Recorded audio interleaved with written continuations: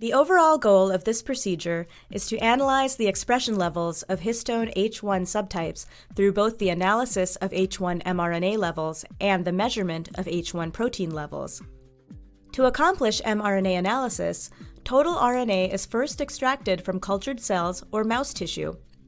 The second step of the procedure is to perform a reverse transcription of the total RNA with random primers, followed by quantitative real-time PCR assays for each of the H1 subtype genes.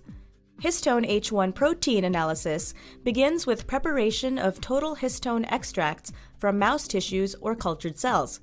This is followed by fractionation and quantification of each H1 subtype and core histone H2B by reverse phase HPLC analysis. Ultimately, quantitative real-time PCR and reverse phase HPLC analysis show expression levels of both mRNA and proteins for each H1 subtype.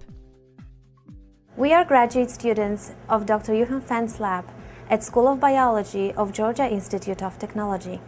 Today, we'll show you a set of comprehensive assays for analysis of expression of H1s in mammalian H1 subtypes. Through these assays, you can get a quantitative measurement of expression levels of both mRNA and protein in various H1 subtypes.